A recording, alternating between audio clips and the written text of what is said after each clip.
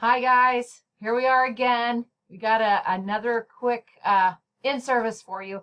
And I wanted to take a couple of minutes and do this because in the event with all the COVID stuff and all the stress, I told you on the last video how much I appreciate you all. But it is at any given time possible that you may have nursing staff or administrative staff or anybody like that in the kitchen trying to help you get a meal out. And I wanted to take a few minutes to really, I don't know, maybe help you understand how vital you are. You are on the front lines in this war on serving safe food to our residents. There are very likely going to be people in our kitchen that don't really know very much about food safety. And these are the things we're going to discuss. You've heard from Jennifer and Craig just a million times, but now this is what happens when you become the supervisor, because when folks like Kelsey and Anita or even any of the nursing staff that do try to come in to help put out a meal, they are not as well trained as you are in food safety. You all will become the experts. And so we thought it might be a good idea to do a little quick review of all the things that you will need to make sure are happening in the kitchen, especially if you walk in one morning and find Kelsey and Anita trying to cook breakfast.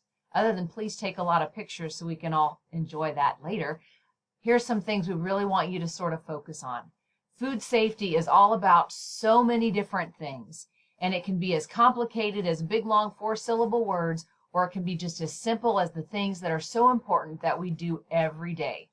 Tray line therapy means serve hot foods hot, serve cold foods cold. Record the dish machine temperatures and sanitizer. Do it every meal. Do it every day. Look at the refrigerator and freezer temps. Now, as far as I understand, other staff does record this, usually the janitors, but I think I would like for you all to take it upon yourselves to check them. They're up on that little shelf by the sink in the corner by the supervisor's office in the kitchen. Look at those refrigerator and freezer temperatures. The refrigerator should be less than 40 all the time, and the freezers should be less than 0. And if you see them creeping up, like, well, maybe there's 1 or 2 that are, say, 1 or 2 degrees on the freezer, or there's 1 or 2 on the refrigerator that say 41. Most of the time it's below that, okay, we're good. But if you happen to notice that there's a trend that it's almost always above 0, or that the refrigerator's running 40 and 41, then please report that to maintenance. That needs to be taken care of. Check the sanitizer on the 3-compartment sink every shift and record that you checked it. Check your coffee temperatures 3 times a day. I think maybe that has kind of slipped. I put some of it, the papers back out underneath the coffee. So please double check that. At least get it a few times a day. I know we don't have neighbors eating in the dining room now, but check it anyway. And I wanted to reintroduce you to our friend, the thermometer. Calibrate your thermometer at least once a week. And that's very simple. That little doohickey right here will go on this part right here. You put it in ice water and make sure that the dial reads 32 degrees. That makes sure that when you check temperatures on the food on the tray line, that you're getting an accurate temperature. And if Craig and Jennifer aren't there to do it, then or Mindy's not there to do it, then do it please. Because if something were to happen that they are staying home or Mindy's off, double check those thermometers to make sure they're in good shape.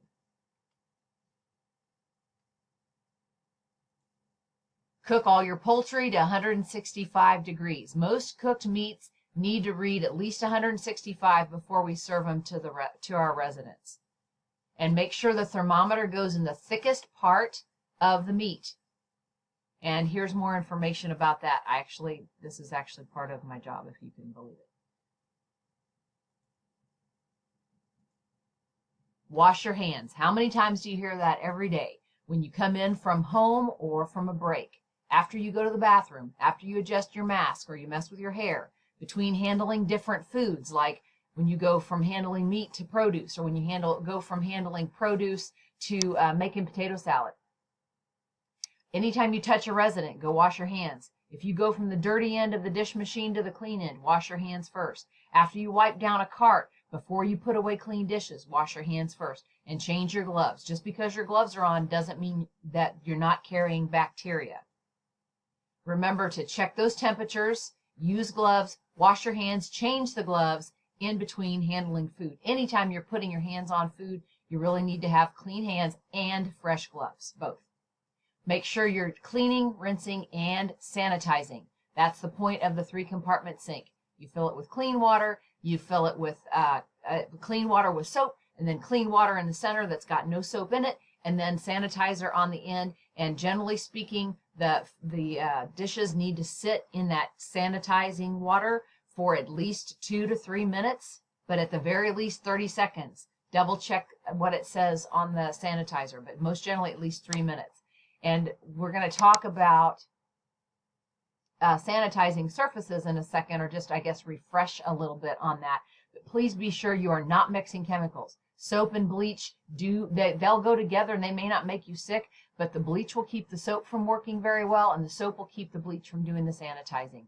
And in general, when you mix chemicals, bad things can happen. So just say no to mixing chemicals. Make sure you're preparing your work surfaces. Remember to clean, separate, cook, and chill. Wash your hands. Use the sanitizer that Jennifer has available for you. Change those rags frequently. Wear gloves, because if that stuff can kill a bacteria, it's bad for your hands. So take care of yourself. Don't breathe the fumes. Please do the disinfect. Clean and disinfect those surfaces. Don't forget the doors and the door handles. I know the paint on those doors is older than I am, but still, please spray it with sanitizer. Don't breathe the fumes, and wipe it off, especially those handles, because that's a place that we carry lots of bacteria in and out. Too much sanitizer versus not enough, both bad. Okay, not enough sanitizer, we're not killing anything. Too much sanitizer, carry over and can make people sick.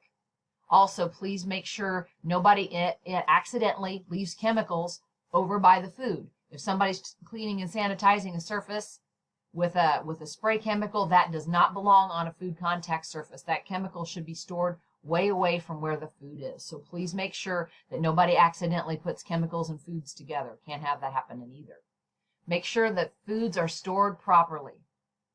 Raw meat needs to be on the bottom shelf. Produce is stored together. You don't want raw meat over fresh vegetables. And every time you get fresh produce, wash it always. Now, you don't typically have to wash 4-time washed spinach and lettuce, but everything else needs to be washed before we serve it, or before we prepare it to go in the food.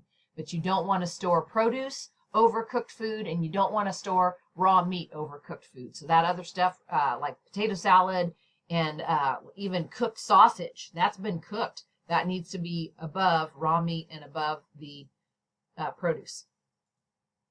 Don't leave food sitting out.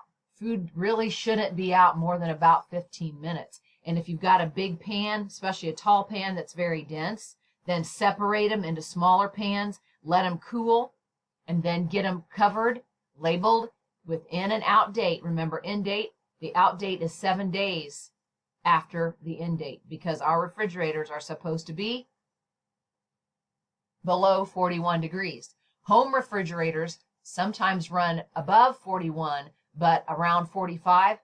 Those, in that situation, leftovers are only supposed to be kept for 3 days. But in our kitchen, if we're keeping those refrigerators below 40 degrees, they can keep for 7. So the in date is today's date. The out date is 7 days from now, and it needs to be labeled.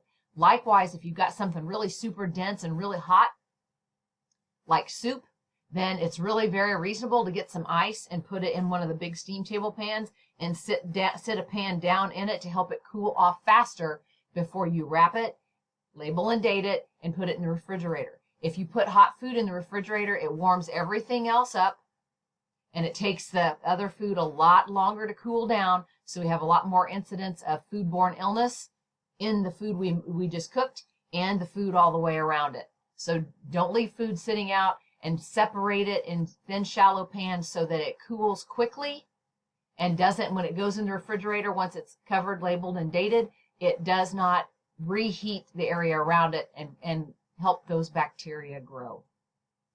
We need you on this front line. These are day-to-day things that more than likely Jennifer and Craig and even Mindy are telling you and trying to do themselves every day. When we get folks in the kitchen that are not dietary staff, folks, you know more than they do.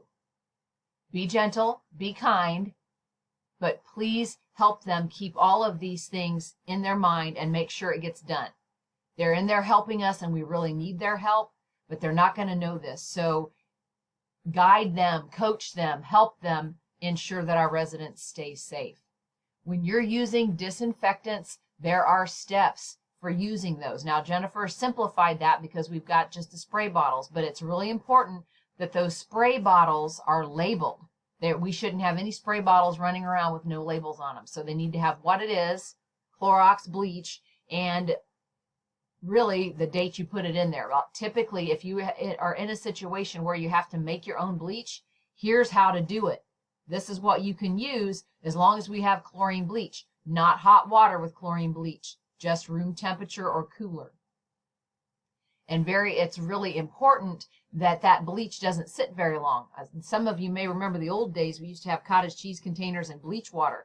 Remember, I can remember dogging everybody on my staff, change that bleach water, because after you use it a little bit, it sits out for 2 or 3 hours.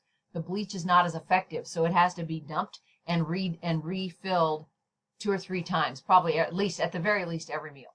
So if you find yourself in a bind where you don't have that spray cleaner that Jennifer tries to make sure stays in the kitchen, this is the other way to do that. So keep that in your mind, that this is a place you can go to get that recipe. Okay, please keep our friends, yourselves, and our loved ones safe. You are right there on the front line, and I can't begin to tell you how much respect I have, because, and I sometimes, matter of fact, I know it. Nobody tells you how much they appreciate you. I appreciate you, and I know Jennifer and Craig and Mindy do too. And honestly, you folks don't get enough credit for what you know and what you do every day. And now I'm asking you to step up a little more. And when you get people in the kitchen trying to help because we're short of staff for one reason or another, please coach them, help them keep up with this information so that we can, and these practices in our kitchen, so that we make sure we're serving. The food's always nutritious and tasty, but it needs to be safe and sanitary as well. Thank you for everything you continue to do. See you soon.